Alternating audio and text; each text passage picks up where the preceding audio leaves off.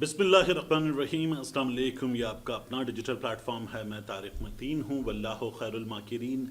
अल्लाह सबसे बेहतर तदबीर फरमाने वाला है, वही बचाएगा मेरे देश को बलाओं से। जो बारिश में शजर से घोंसला गिरने नहीं देता, क्योंकि उसकी तदबीर तमाम तदाबीर की इमाम है। अहम तरीन ख़बरें हैं। आज 16 तारीख है, जून की 16 और पीर का दिन। मेरा आपसे आज के दिन ये पहला इंटरेक्शन। सबसे पहले बात करते हैं हुकूमत ने जो पेट्रोल बम गिराया है रात को, उस पेट्रोल बम की। मियां नवाज शरीफ ने खुद अपने मुंह से कई बार कहा कि रात की तारीकी में पेट्रोलियम मसनूआत की कीमतें इस तरह से बढ़ाना डाके की तरह है। हालांकि फोर्टनाइटली रिव्यू होता है, लेकिन जब अपनी बारी पे होता था तो डाके की तरह होता था। और यही मियां नवाज शरीफ, जिनके सीने में दर्द होता था 1 रुपया भी बढ़े, मियां नवाज शरीफ इजलास से उड़ गए, क्योंकि पेट्रोलियम मसनूआत की कीमतों में इजाफा हो रहा है। 1-1 रुपए पर मियां साहब उठ जाते थे। अब मियां साहब की तबीयत ठीक नहीं है, अल्लाह रहम करे। 4 रुपए 80 पैसे आपने पेट्रोल पे बढ़ा दिए, डीजल पे भी कमोबेश 8 रुपए बढ़ा दिए हैं। क्या कर रहे हैं आप लोग? खुदा का खौफ करना चाहिए। और मैं साथ में आपके सामने कुछ चीज़ें रखूँ। ये देखिए, ये मरियम नवाज शरीफ साहिबा हैं। 2019 में पेट्रोलियम मसनूआत की कीमतों में इजाफे पर मरियम नवाज शरीफ साहिबा फरमा रही थी। कितना इजाफा हुआ था? 1 रुपये 68 पैसे, 1 रुपये 69 पैसे। और मरियम नवाज शरीफ साहबा कहती थी, नालायक आज़म ने अवाम की ज़िंदगी अजीरन करने का बीड़ा उठा रखा है। कहता था करप्शन की वजह से पेट्रोल महंगा होता है, मुकाफात अमल अटल है। ये मरियम नवाज शरीफ साहबा 1.5 रुपया 1 रुपया 70 पैसे बढ़ने पर कह रही थी, अब 5 रुपये बढ़े हैं। शहबाज शरीफ साहब कहते थे, yet another increase about 3 rupees per unit of electricity will adversely impact the households. A whopping sum of rupees 610 billion has already been imposed as petroleum levy in the federal budget. ये शहबाज शरीफ साहब petroleum levy पर बात कर रहे थे। और यही शहबाज शरीफ साहब जो हैं वो कहते थे 15/7/2021 को, PTI regime has set another record today. For the first time in history, the prices of petroleum products have touched all time high.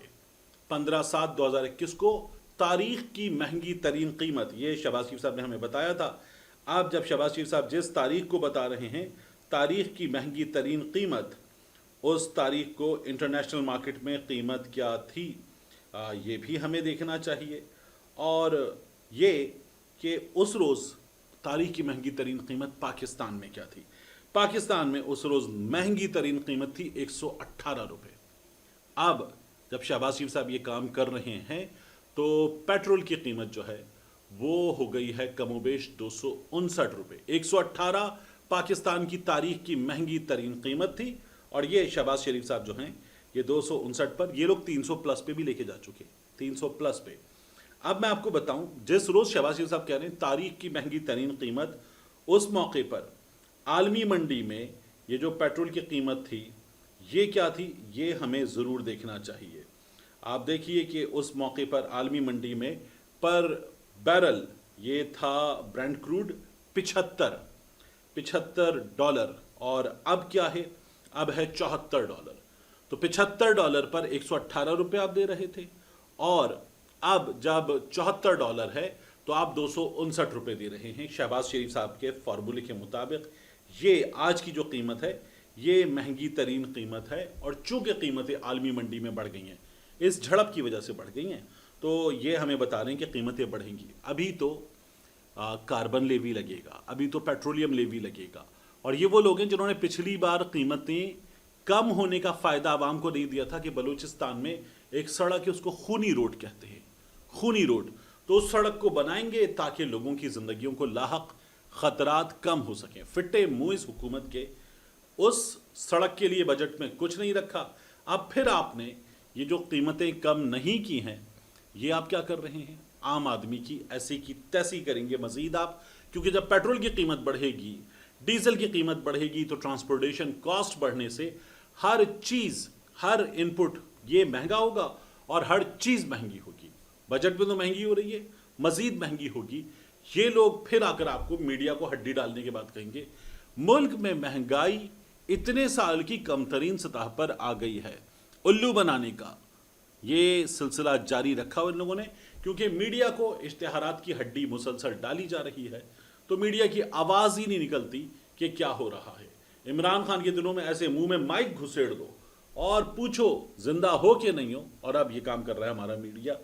یہ ہمارے میڈیا کے کارنامے ہیں، بہرحال شرمناک ہے۔ میاں نواز شریف، مریم نواز شریف، شہباز شریف صاحب جس قیمت پہ یہ کہتے تھے نا شرم کرے یہ وزیر اعظم، اس سے ڈبل پلس پہ جا چکے یہ لوگ اور کہتے ہیں ہم نے ملک بچا لیا۔ یہ ان لوگوں کے دعوے ہیں۔ اب یہ جو جھڑپ ہے، اس جھڑپ کی بات تازہ ترین صورتحال آپ کے سامنے میں رکھ دوں۔ آپ دیکھیے کہ مشہد پہ اسرائیل نے حملہ کیا۔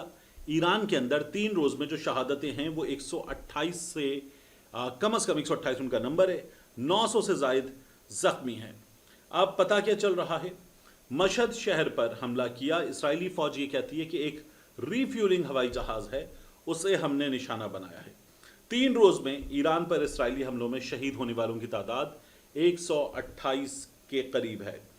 مسعود پزشکیان ایران کے صدر وہ کہتے ہیں کہ اسرائیل کے حملے جاری رہے تو جوابی کارروائی انتہائی طاقتور اور فیصلہ کن ہوگی، اور اسرائیل پر تازہ میزائل حملے جاری ہیں۔ تاہم اسرائیلی فضائیہ نے ایران سے آنے والے متعدد ڈرونز کو مار گرانے کا دعویٰ کیا ہے، لیکن ہم بڑی تعداد میں دیکھ رہے ہیں کہ اسرائیل کی سرزمین پر، اچھا میں جب یہ کہتا ہوں نا اسرائیل کی سرزمین تو گلٹ فیل ہوتا ہے۔ یہ مقبوضہ فلسطین ہے، مقبوضہ فلسطین کی سرزمین پر جہاں اسرائیل اپنی آبادیاں بنا کر بیٹھا ہوا ہے اللیگلی، وہاں پر ہم یہ دیکھ رہے ہیں مسلسل حملے ہو رہے ہیں، ٹھیک ٹھاک بڑے حملے ہو رہے ہیں، اور ایسے حملے کہ ہم نے چیخیں سنی ہیں اسرائیلیوں کی، اور ان کا ہم نے باقاعدہ طور پر دم نکلتے ہوئے دیکھا ہے۔ اس کے بعد اب یہ جو تصویر دیکھ رہے ہیں، یہ 2 بندے ہیں، پکڑے گئے ہیں اور انہیں بٹھا دیا گیا ہے ایران کے اندر، ان سے تفتیش ہو رہی ہے، ان پر پہرا دیا جا رہا ہے۔ تو یہ جو 2 بندے ہیں یہ موساد کے لیے کام کر رہے تھے، یہ ہمیں پتہ چل رہا ہے، اور اس حد تک اسرائیل نے اندر اپنے جاسوسوں کا نیٹ ورک ایران کے اندر قائم کیا ہوا ہے کہ یہ سچویشن ہونی ہے۔ اب میں آپ سے ایک اور چیز عرض کروں، ڈونلڈ ٹرمپ نے کہا ہے کہ یہ جو نام لیا گیا تھا نا نیتن یاہو کی جانب سے پاکستان کا نام، اس کا یہ کہنا ہے کہ پاکستان کا نام غلطی سے لے دیا تھا، پاکستان کی قیادت اچھی ہے، ان سے تعلقات ہمارے اچھے ہیں۔ اسرائیلی میڈیا یہ بتا رہا ہے کہ ایک میزائل جنوبی اسرائیل میں گھر پر لگا ہے اور کارمل کا علاقہ ہے، میزائل سے نقصان ہوا ہے، آگ لگ گئی ہے۔ ایرانی میزائل حملے میں ساحلی علاقے میں 2 رہائشی عمارتوں کو نقصان پہنچا ہے، اور اسرائیل کے جنوبی ضلع میں بھی ایک رہائشی عمارت کو نقصان پہنچا ہے۔ یہ ہمیں نمبر اسرائیلی میڈیا بتا رہا ہے۔ خامنائی صاحب جو ہیں انہیں اسرائیل نے راستے سے ہٹانے کا پورا منصوبہ بنا لیا تھا، لیکن ٹرمپ نے اس منصوبے کو ویٹو کر دیا، یہ ہمیں پتہ چل رہا ہے۔ تو اس کا مطلب یہ ہے کہ آرمی چیف سے لے کر القدس تک اور خاتم الانبیاء مرکز سے لے کر میزائل ڈیپو تک ہر جگہ جو نشانہ بنائے گئے لوگ ہیں وہ امریکہ کو بتا کر نشانہ بنائے گئے لوگ ہیں، اور امریکہ نے اس کو ظاہر ہے کہ گرین سگنل دیا کہ یہ کر گزرو، اور اسرائیل کر گزرا ہے۔ اب اسرائیلی میڈیا یہ بتا رہا ہے کہ مقبوضہ بیت المقدس ڈسٹرکٹ اور شمالی ضلع میں میزائلوں کے ٹکڑے گرے ہیں، کئی مقامات پر ان سے بھی آگ لگ گئی ہے۔ جب وہ میزائل فضا میں ہٹ کیا جاتا ہے ایئر ڈیفنس سسٹم کے ذریعے تو اس میزائل کے ٹکڑے، اس کی بیٹری، اس کے مختلف پارٹس وہ بھی گھروں پر اور عمارتوں پر گرتے ہیں، ان سے بھی ٹھیک ٹھاک نقصان ہوا ہے۔ اب میں آپ کو یہ بتاؤں کہ ایران کی جانب سے وہ ایک اور حملہ ایکسپیکٹ کر رہے ہیں، تو مسلسل حملے ہو رہے ہیں۔ اسرائیل مسلسل ایران پر بمباری کر رہا ہے، میزائلز مار رہا ہے، اور یہی کام ایران کی جانب سے اب اسرائیل کے خلاف کیا جا رہا ہے۔